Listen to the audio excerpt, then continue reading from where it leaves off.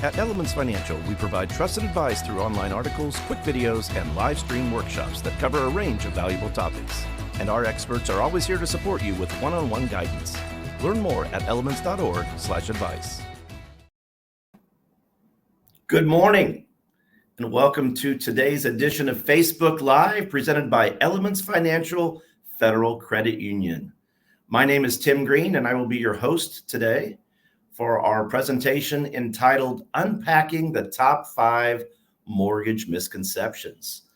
Before we jump in, just one quick housekeeping item. If you have any questions today that you'd like to present or pose to our in-house expert, please use the comments function within the Facebook Live app, and we will get to those questions at the end of today's presentation.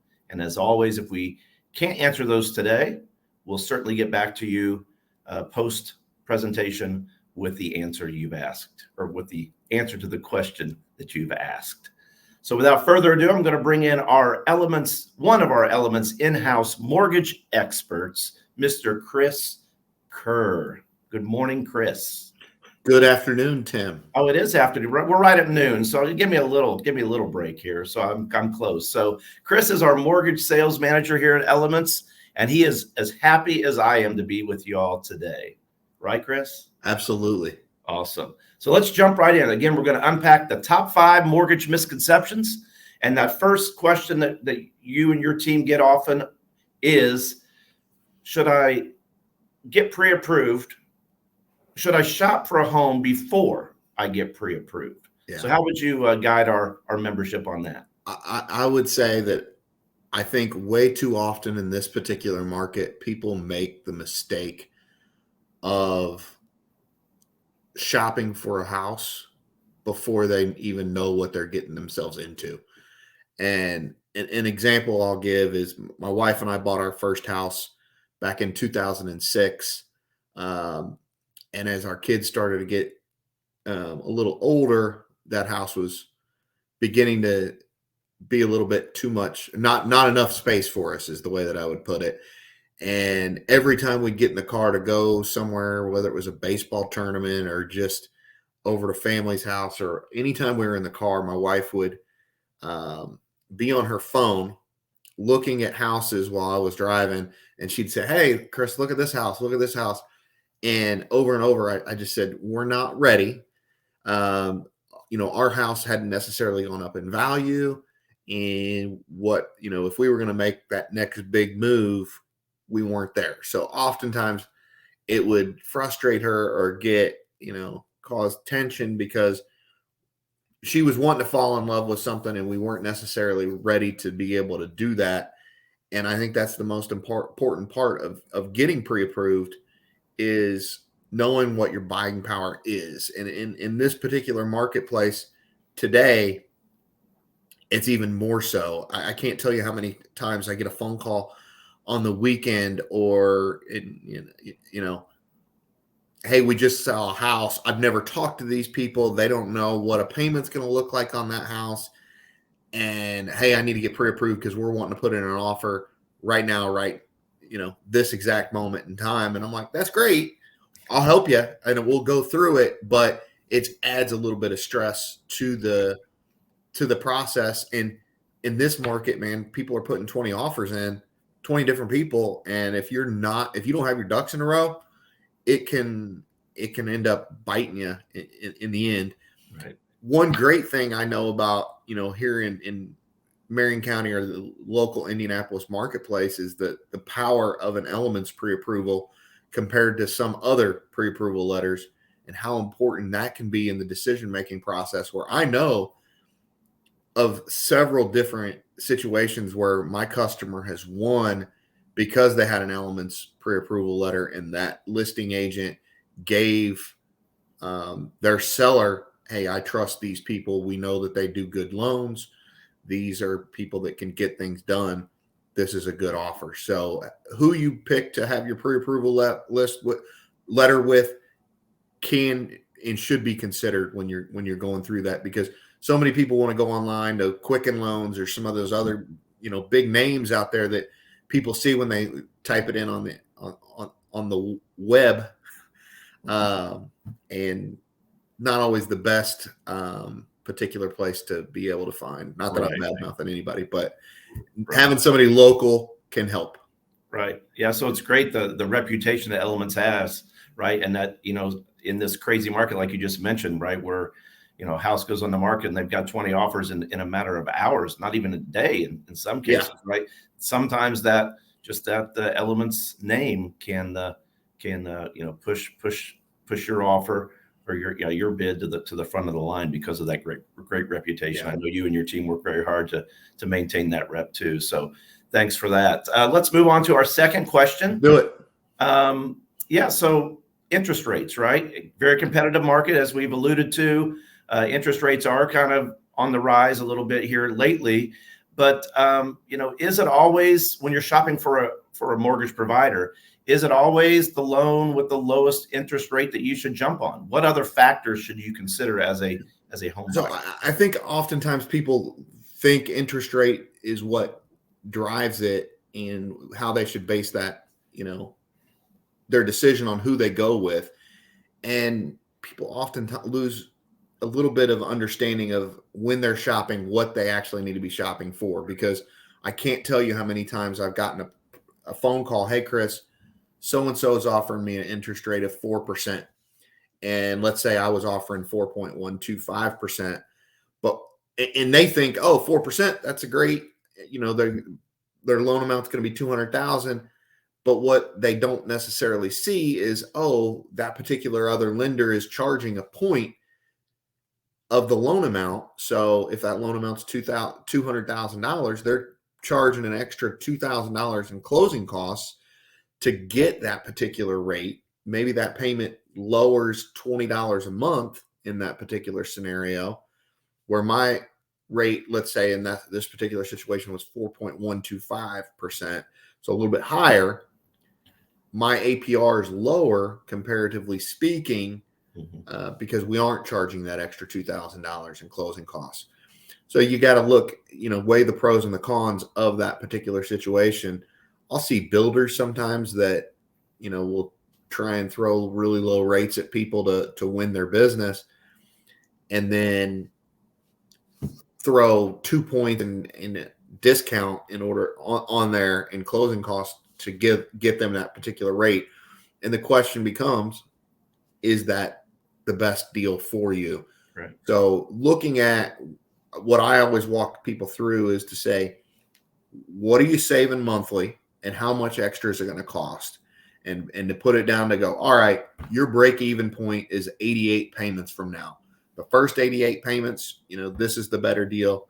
The last 300 and whatever number that is, 280, whatever, it is going to be the better deal, the other one. So you got to know which one. I like to gamble. I like to, weigh those odds of pros and cons and say, hey, here it is. You make the decision. Right. So as a consumer, right, it's important to have that partnership with your mortgage provider, like folks. To have that conversation. Right. To have the conversation and really dig in and, put it all out there, right? That's how they get you in the door, right? Whether it's a mortgage or a car or whatever. But yeah, really understanding, how much cash do I need to bring? Do I have that kind of cash? Who's paying what? Yeah. And I can't tell you how many times right now people, pull up Bankrate and say, hey, well, the First Bank of, nowhere,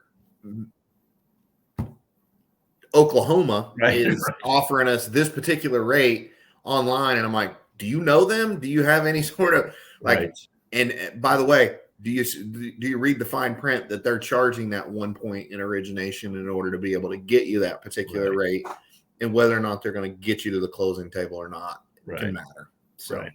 Makes sense. So let's move over to credit scores. This is a hot topic, right? At Elements, we really focus on financial wellness. We do a lot of events and engage with our members and really try to help them, achieve that financial independence, right? And we really stress financial wellness. So I know a lot of our members, even within our own internet banking solution, our mobile banking solution, we present to them a score, right? A credit score. People often refer to the FICO scores that they may see on maybe a Discover card, credit card statement. They provide a FICO score. So there are a lot of solutions out there that are kind of value adds that a lot of financial institutions will share with their members. There are a lot of services out there, your Credit Karmas, your NerdWallet, those type apps that actually are free, where you can kind of monitor your credit on a daily or monthly basis, which is important. So, when it comes to you dealing with our members that come in, they may, in their mind, they may think, yeah, I've got this credit score because I looked at Credit Karma and it says I've got a 782. But when we do our work, right, it's actually this credit score. So talk a little bit about how there can be differences and what we look for when it comes to that credit score. This, I've been in the industry about 16 years, maybe 17 at this point, getting close to that. And this wasn't really a question that people didn't have the information till maybe about 5 years ago. I feel like a change where you could have a little bit of access to these things like NerdWallet or Credit Karma to be able to give you that information. And I love that people are aware of it and can monitor their credit. But it leads me to end up having a conversation 2, 3, 4 times a week on explaining the difference between what they're seeing on Credit Karma and what the credit score I pull is. And we pull a tri-merge.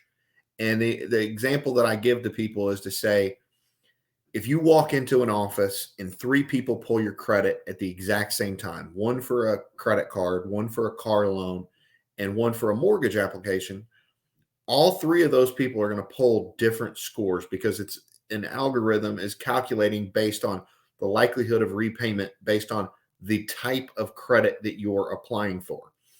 So your mortgage obviously is generally going to be the one of the biggest purchases that you ever make in your lifetime.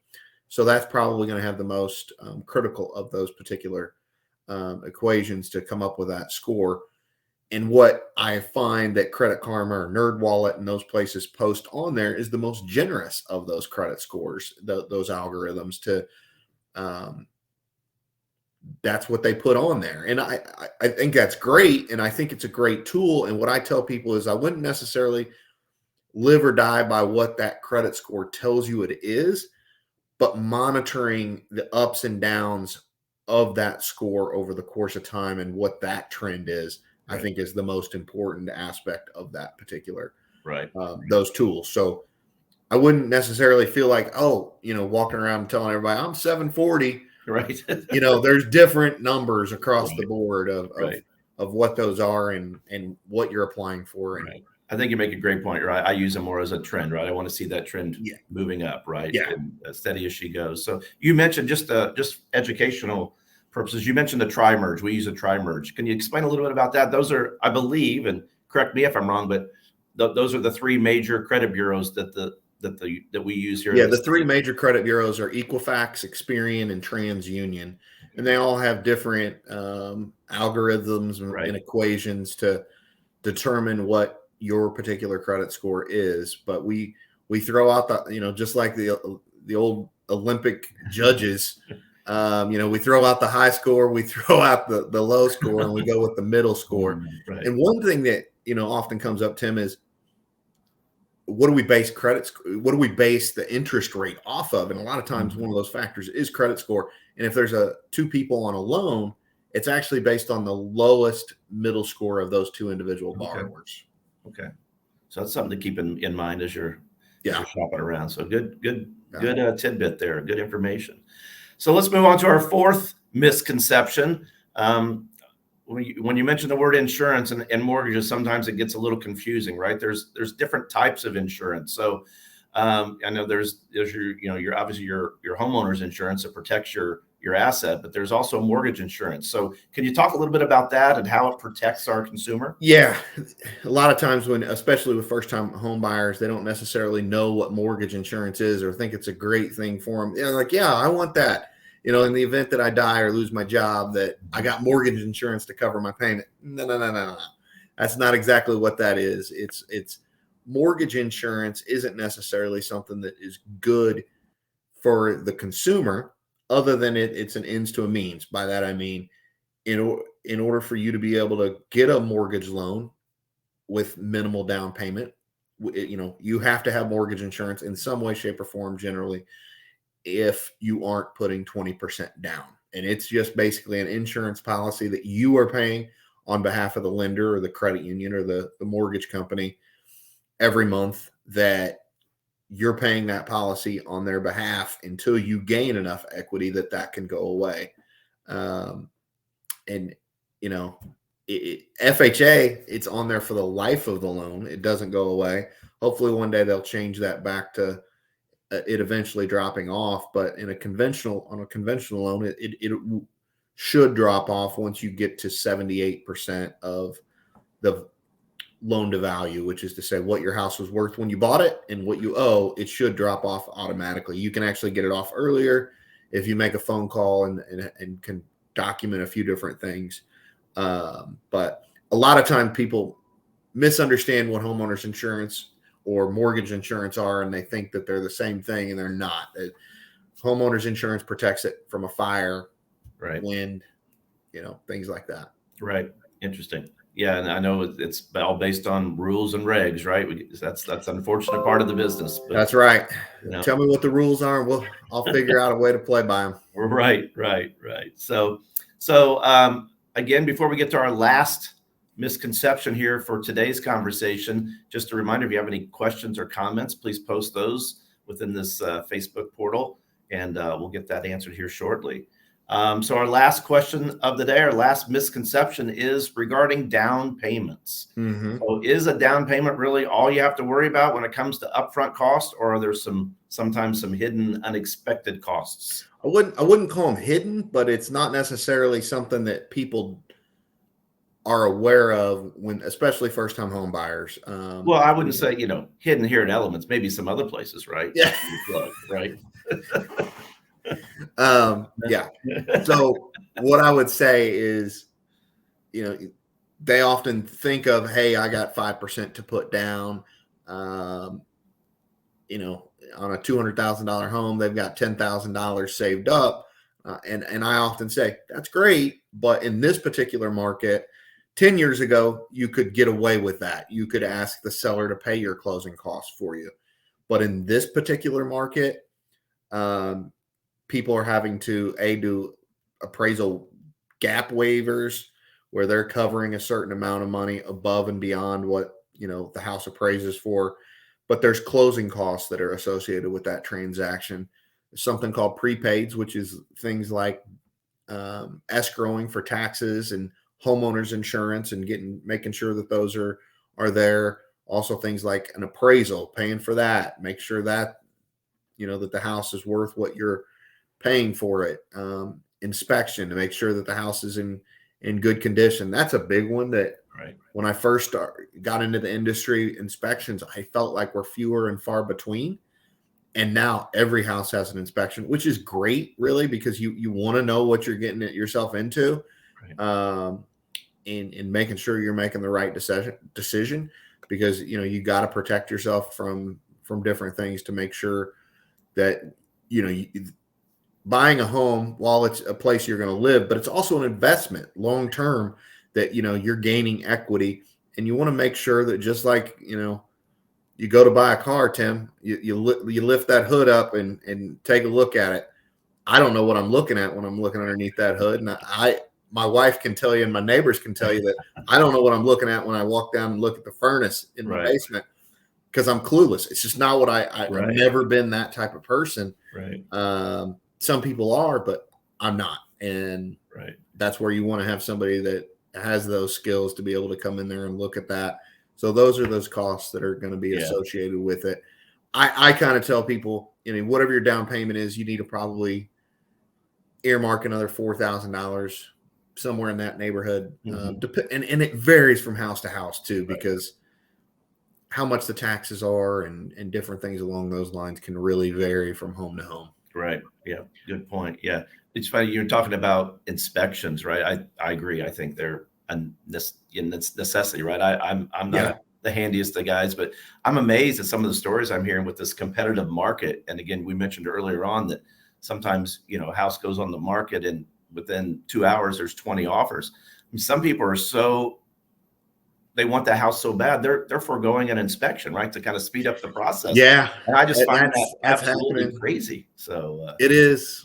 Yeah, and luckily I'm not in that particular circumstance that right, right. I have to do that. I saw an Uh, interesting video a couple days ago of a lot of new construction going on and whether or not you should get an inspection with a new home. mhm, And it was a local guy went in and he actually did an inspection. The house was pretty much done. mhm. Went into the attic. There was no insulation Wow. whatsoever up there. It's like, yeah, Yep. this needs to be handled.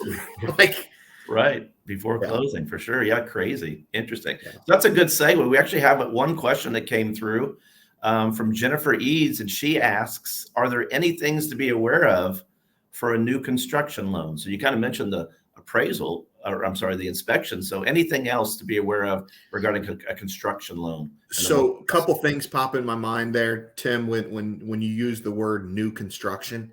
Mhm. Um, and it takes me down two different paths. So I'm not exactly sure which one she's talking about. So I'll kind of hit on both.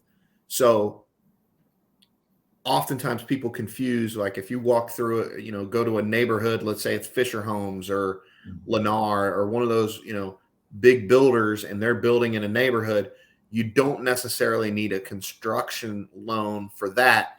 They're going to build that house on that lot for you. You're just going to get the end loan at the end once the house is built.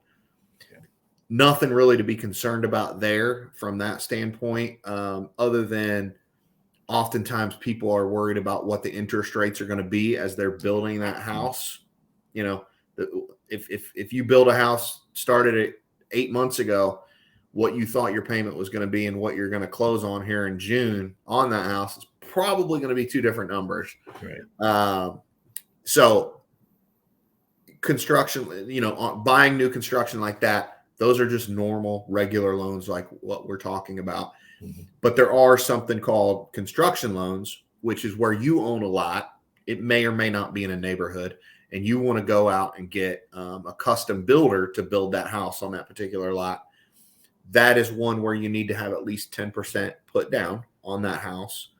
Um, and then we're going to finance it up front. So before they build the house, you're going to have that loan and make interest only payments through the construction process on how much has been borrowed by the builder at that point. So you make the disbursements as they progress on the home, right? And that's what you're Correct. doing, right? Correct. So awesome. Yeah.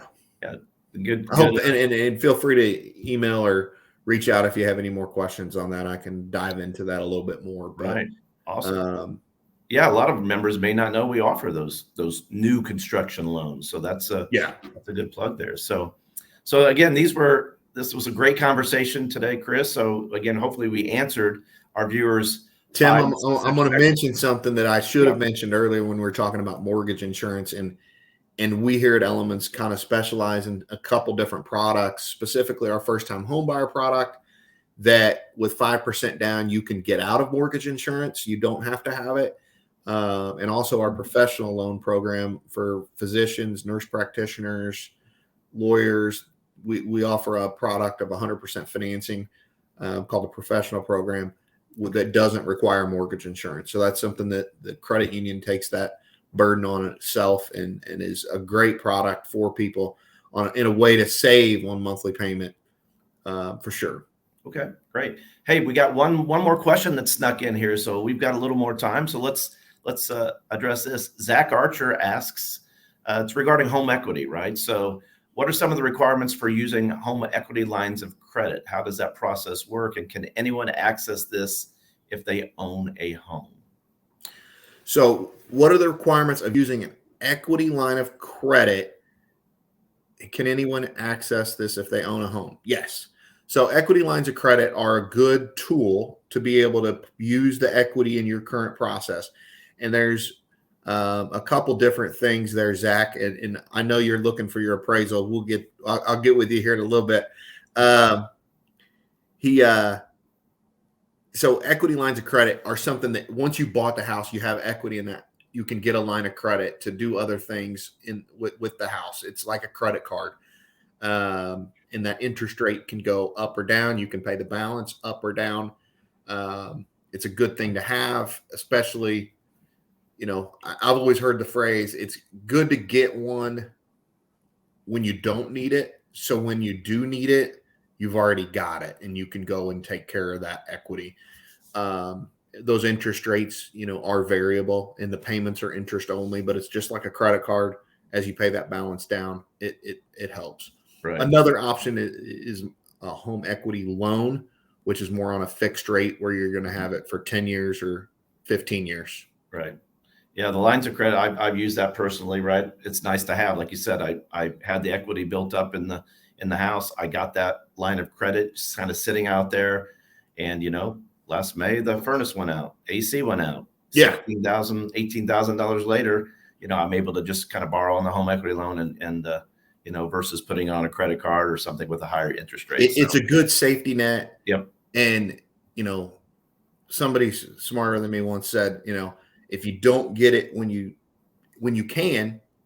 actually need it, you probably can't. Right. If you lost a job or Right. it'd be nice to be able to, I'm transitioning from one job to another. I'm going to be off for a little bit. Man, I wish I had, just a chunk of that equity line to be able to access that Right. money. Right. And I don't know if Zach was talking about this or not, but you can also, if you have an equity line on your house and you want to go purchase another home, you could theoretically, if you've already had that equity line in place for a long period of time, you can pull money out to use as a down payment for a new home. Right. Once you've listed it, you kind of can't get an equity line anymore. It's more of a bridge loan at that particular point in time. Yeah. Well, good to know. Good to know. Good question. There. Yeah. Awesome. So again, we're right up here at time. We've been on here about 30 minutes. So great conversation. Hopefully we've answered some of those misconceptions for our viewers and you've learned something today. So as always, Chris is available. His entire team is available. You can contact Chris or his team by just visiting our website, elements.org. You can call our contact center, 1-800-621-2105, and they will direct you to the appropriate mortgage sales employee that kind of help walk you through your particular situation. So I know the team is more than willing anytime, any day to have those conversations. So please reach out for all your mortgage needs, whether it's for a new construction loan, a refinance of a current mortgage, new purchase, or even a home equity, right? We're here to help you. So please reach out. Our next event, these Facebook Live events, we do love. We also have community workshops that we do on a routine basis. Our next community workshop will be regarding wealth management. It'll be led by wealth management here at Elements. It's entitled "The 6 Secrets Behind Social Security." So very interesting. You should have all the answers on that one. Well, I'm getting up there, so I'm going to have to figure it out soon. Time flies the older you get. So that event will be April 26th at noon, and we hope that you can join us for that one as well. So without further ado, no other questions. Again, thank you, Chris, for presenting today. And as always, if you have any other questions for us here at Elements regarding any of your financial needs, please reach out to us via the website or the phone number, and we will look forward to hearing from you soon. So with that, wish everyone a great day.